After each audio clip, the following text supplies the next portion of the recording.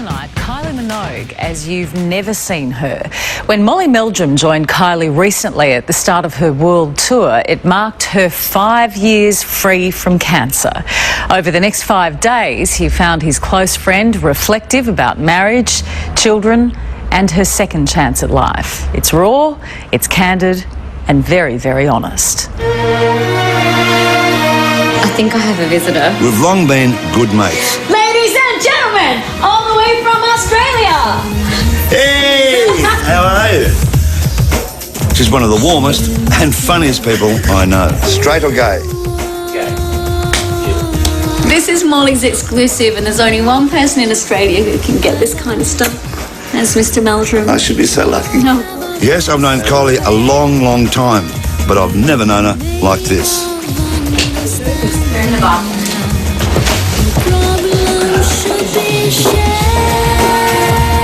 All right, let's on a cheery note, right? Try it, Molly.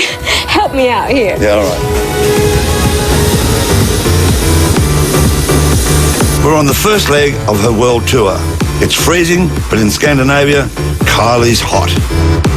It's a lot of love in a cold climate. Her concerts are sold out. This is one woman who knows how to put on a show. Okay, that's it. Opening now. This is the walk. This is the walk we've been waiting for. The walk to the stage. Have a good one. It's amazing. You can't buy it. You can't bottle it. You can't create it. It's just brilliant.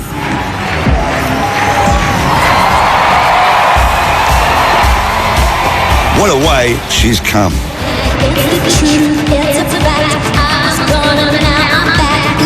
Longevity is just extraordinary. I mean, you know, in this business, they come and go, you know. But you, even above Madonna, seem to have an amazing way of reinventing yourself. I remember being asked about reinvention for so many years, and I always found it kind of a difficult question because it's something that came very naturally to me, and it was as much about growth and change as opposed to I'm going to reinvent myself and go from black to white. Yeah.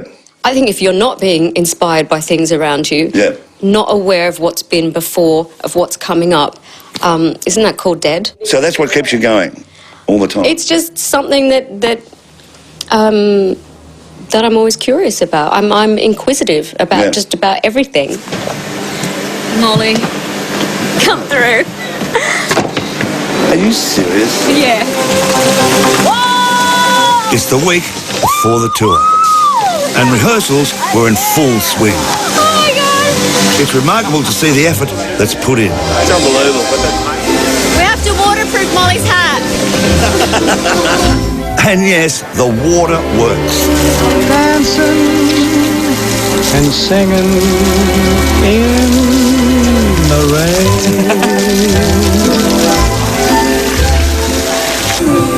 The $25 million stage production is named after Aphrodite, goddess of love and beauty. For Kylie, a cancer survivor, it's a celebration of life. Now, being with you the other night in the dressing room afterwards, you were, happy and, full of life and everything like that. I remember when you had cancer, and I was in the dressing room with you, and you were sitting next to me and sort of hugging me, and you were so frail. And I said, oh my God, is she ever going to get through this, Was it hard back then? I don't know how I did it myself, actually, but I was determined, and it was an important part of my recovery. And by the end of this month, I will... 5 years? I will reach my 5-year mark. It's unbelievable. Yeah. Was it scary for you at parts? I mean, did you doubt, am I going to get through this? Because you handled it so bravely. I mean, it was just astonishing, You might have seen the bravery. I don't think the public really saw... Well, I didn't, I stayed indoors, and it was my family who supported me through really rotten, dark moments. But yeah. Molly was diagnosed with breast cancer in May 2005. She was admitted to hospital in Melbourne for surgery and chemotherapy. The first time you came out after that, you visited the children's ward, the cancer ward, you know? Mm-hmm. Gave them the great delight. Did that give you something? It did. I remember one moment there where I was talking to some parents across the other side of a bed, and so their child was there. And I was saying the things that I would normally say in that situation, just making conversation with the child, with the parents, giving them some support as well. And then they really caught me off guard, and they just eyeballed me and said, "And how are you? And we hope you get through it." And I was like, ah. The other thing during that time is that this must be very pleasing, that you made a lot of people, a lot of girls go out and have tests and all of that, you know, and...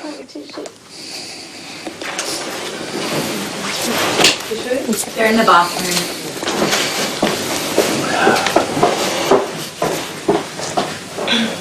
Open. It's 5 minutes. He's still quiet right now. Sorry. Sorry about that. Okay. Right. And let me just tell you, the reason that gets me is, and one of the, I think the greatest part of my job and what I do is the humanity of it. And there's certain moments where that really cuts through. All right. Let's on a cheerier note, right? Try it, Molly. Help me out here. Yeah, all right. I'm now crying. All right. I'm sorry, but I hadn't... You can keep rolling. I hadn't really... I'm so go. I hadn't really thought about that. And the moment that I was telling you about was just such a... It just stopped me in my tracks. And I hadn't thought about that since then. Okay. Sorry, it got me going. I mean, you've always been very positive. I mean, I know sort of where it comes from, but I'm going to ask you the question because I know your family and all that. Mm. Where does it come from? Home. Yeah? Yeah. Definitely.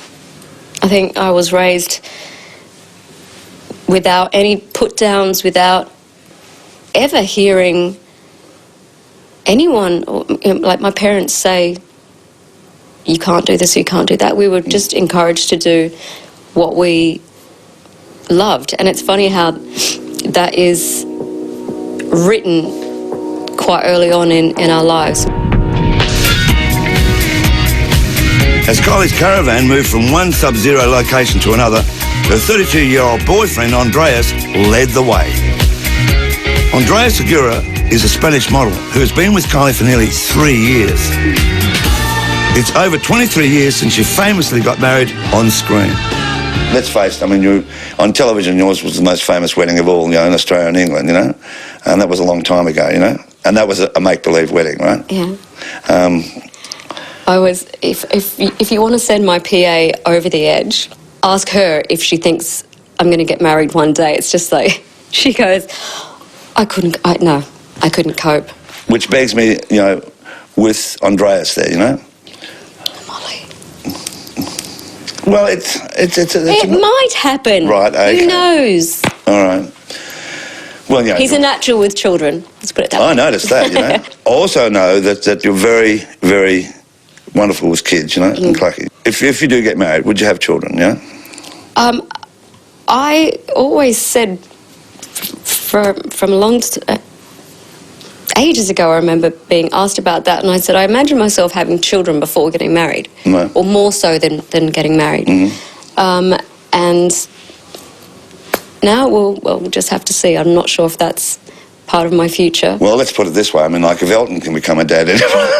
Hey, there's That's pretty cool, isn't it? More than one way to skin a cat. There is. And I think it's important for women to know that there are other options available, and whatever means you use to have a family, if that's your desire, then go for it.